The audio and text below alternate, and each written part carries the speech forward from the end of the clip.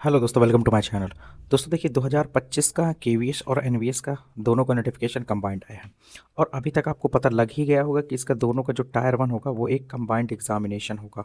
Tier one में negative marking की बात करें तो 1/3 होगी, और टायर टू में अगर बात करें तो नेगेटिव मार्किंग 1/4 होगी। इसके बाद एक होता है स्किल टेस्ट, कह दीजिए एक तरीके से वो इंटरव्यू है।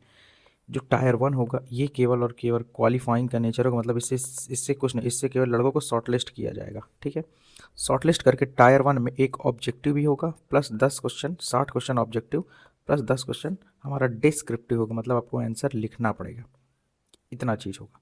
फिर उसके बाद देखो, अगर एक इंटरव्यू, इन दोनों को मिला के हमारी एक मेरिट आउट बनेगी। तो एक थोड़ा सा लंबा प्रोसेस है, मतलब ये भर्ती 6 महीने नहीं, 1 साल तो आराम से चलनी ही चलनी है।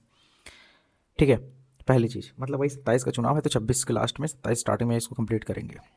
रही बात इसके एग्जामिनेशन की, तो एग्जामिनेशन इसका फेब तक तो गारंटीड हो जाएगा, इस मामले में बहुत तेज़ है। ठीक है, फीस की बात करें तो 2,000 है। अब आपके मन में एक डाउट उत्पन्न हो रहा होगा कि यार कोर्स किसका ले। तो सबसे पहले देखिए, आपको लोगों को देखिए कुछ फेमस हैं, ये सचिन सर हैं, ठीक है, हिमांशी मैम, और एक अध्ययन मंत्रा में रोहित वधवान सर हैं। ठीक है, कुछ और हैं जैसे अश्विनी श्रेयन करके हैं, एक केवीएंस हैं वो, और ठीक है, टीचर सड्डा, उनका तो मत लीजिएगा ही मत। ठीक है, सब फालतू, उनका प्रीवियस वीडियो बना के देख लें, कुछ नहीं पढ़ाते हैं। कमेंट में जाके देख लीजिए, खुद ही कमेंट करवाते हैं एक ही लड़के से। अब बात करता हूँ, देखिए सबसे पहले कोर्स लेने के पहले आपको देखना है कि हाँ, देखिए अभी तक क्या हो रहा था कि सीडीपी वगैरह पूछी जा रही थी, तो इन सभी टीचर का एक कंट्रीब्यूशन रहता था। अब सीडीपी यहाँ तो आनी नहीं है, क्योंकि देखिए हमारा जो एग्जामिनेशन है उसमें क्या आ रहा है, रीजनिंग आ रहा है, न्यूमेरिकल एबिलिटी आ रहा है, मतलब ये हमारा वो क्या है, मैथमेटिक्स है, ये रीजनिंग है, ये कंप्यूटर है, ये जीएस है, ये इंग्लिश है, और यहाँ पे आ गई हिंदी। 20 20 20 20 20 20 कंप्यूटर देख लीजिए, 20 क्वेश्चन है।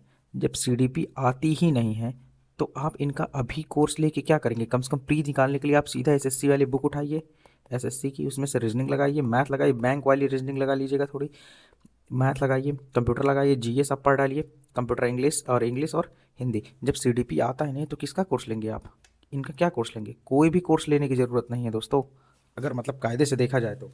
ठीक है, इन क्योंकि आप ये मैथ में थोड़ी एक्सपर्ट है, ये सीडीपी की एक्सपर्ट है, सभी के सभी। मैथ्स है, रीजनिंग है, कंप्यूटर है, और इंग्लिश है, हिंदी है, ये खुद ही टीचर रखे हुए हैं। तो साफ साफ आपको बता दें, आपको सब्जेक्ट वाइज ही तैयार करना है। अगर आप इंग्लिश की बात करें कहाँ से पढ़ना है, तो मैं आपको बता देता हूँ। इंग्लिश की वो सर हैं, एक इंग्लिश पढ़ाते हैं, एसएससी के लिए पढ़ाते, तरुण ग्रोवर सर हैं, उनसे आपको पढ़ना है। बेस्ट टीचर है इंग्लिश के लिए, 10 में से 9 नहीं, 10 के 10 सही होंगे। रीजनिंग मैथ कोई भी एसएससी का टीचर पकड़ लीजिए, बस उससे करिए, कंपटीशन तगड़ा होने वाला है इस बार। जब टायर टू की बात आएगी तब आप किसी का कोर्स देख सकते हैं। ठीक है, फिलहाल ये तीनों गलत नहीं है, ये तीनों बहुत ही अच्छे टीचर हैं, लेकिन फिर भी मैं आपको बता, जब उस वो चीज़ पूछा ही नहीं जा रहा सीडीपी, जब टायर वन आप क्वालिफाई करेंगे तभी तो टायर टू पहुँचेंगे। अभी से टायर टू के लिए मरे जाएंगे तो क्या होगा। तो सबसे पहले आपको क्या करना है, सबसे पहले आपको टायर वन आपको क्वालिफाई करना है, कम से कम दूसरी सीढ़ी तक पहुंचो तो नहीं, पहले इंटरव्यू में क्या पूछा जाएगा, अरे ये सब पूछने से पहले पहले टायर वन तो क्वालिफाई कर लगे। ठीक है, तो इतना बता दिया हूँ, एक गोल्डन अपॉर्चुनिटी, क्योंकि जो पे लेवल 8 आ जाएगा तो यार प्राइमरी की ही सैलरी 80,000, सेकेंडरी की सैलरी, टीजीटी की सैलरी वगैरह वो 1 लाख हो पाए तो आराम से हो जाएगी, पीजीटी की 1,10,000 20,000 तो पहुँचेगी। तो जितना मैंने आपको इंपॉर्टेंट चीज़ बताना था वो मैं आपको बता दिया हूँ। ठीक है, 2,000 फीस रखा है, कम से कम मोदी जी से तो कम ही कर सकते थे यार। किसी लड़के को 2 से 3 फॉर्म भरना पड़ेगा तो 5-5 6-6 हज़ार फॉर्म हो जाएगा। तो चलिए, बस यही आपको बताना चाहता था। तो दोस्तों मिलता हूँ फिर नेक्स्ट वीडियो में। अगर वीडियो अच्छी लगी तो प्लीज़ सब्सक्राइब कीजिएगा। मिलता हूँ नेक्स्ट वीडियो में। जय हिंद, जय भारत, वंदे मातरम।